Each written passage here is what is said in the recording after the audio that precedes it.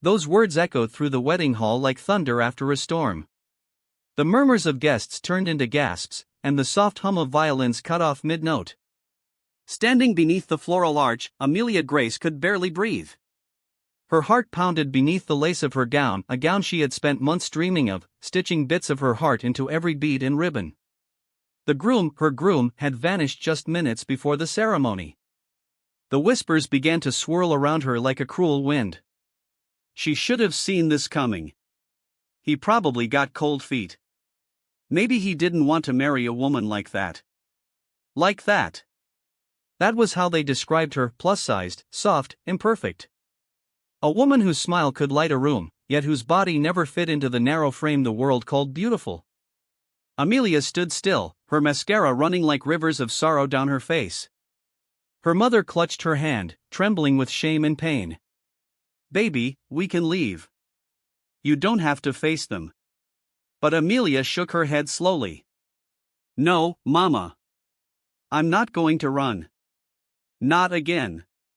She turned toward the empty aisle, the one her groom should have walked down, and for a second, she wanted to believe he'd come running back through those doors. But the only sound was the steady crackle of rain outside, tapping against the glass like the slow applause of fate itself. And then, the heavy wooden doors swung open. A tall man stepped inside, a cowboy, dusted in rain and road dust. His boots thudded against the marble floor, his hat tilted low to shield his eyes.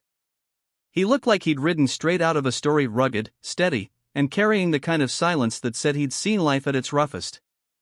The crowd turned as he walked closer. Amelia blinked, unsure if grief had blurred her vision. The man paused at the end of the aisle, looked straight at her, and said in a voice calm as a summer storm, "Ma'am, seems to me a woman like you shouldn't be left standing alone." A murmur of shock ran through the room. Amelia's breath caught in her throat. Who are you?" she whispered. The cowboy removed his hat, revealing kind brown eyes and a weathered face with a faint smile. "Name's Cal Walker. I was supposed to deliver your wedding flowers, but I reckon I showed up for something bigger." The guests began whispering louder, phones lifted, recording the moment.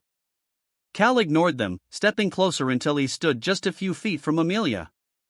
"I've seen folks walk away from good hearts 'cause they were too blind to see real beauty," he said. "But I see you, Miss Amelia. The world may not, but I do." Amelia's tears fell freely now, not from heartbreak, but something new, something like hope. Days turned into weeks, and the story of the abandoned bride and the cowboy who stepped forward spread like wildfire. What began as heartbreak had become a symbol of courage. Still, Amelia struggled to rebuild her confidence. The betrayal had left deep scars. She returned to her small flower shop in town, trying to lose herself in petals and perfume. But every time she looked into the mirror, the same doubts whispered, "You weren't enough."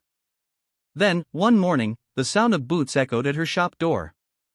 Cal stood there again, this time, with a bouquet of wild sunflowers in his hand. "You left these behind," he said with a grin. Amelia smiled faintly. "You really didn't have to come all the way here." "I wanted to," he replied. "Truth is, I'd been thinking about you since that day. You look like someone who's been told her whole life to be smaller, quieter, when she was meant to take up space." Amelia froze, his words cutting through her silence like sunlight breaking through clouds. "Cal," she said softly, "you don't even know me." He took off his hat and set it on the counter. "Maybe not yet. But I know pain when I see it. And I know strength when it refuses to fall." Their friendship blossomed slowly, tenderly.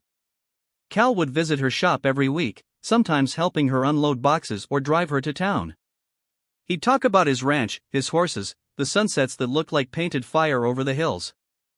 Amelia found herself laughing again, something she thought she'd forgotten how to do. But the world wasn't kind.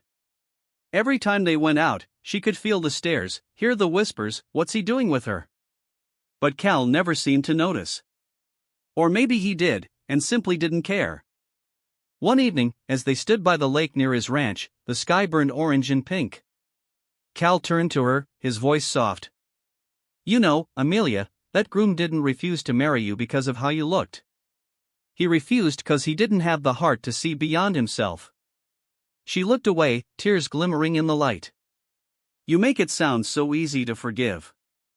It ain't about forgiving him, he said gently.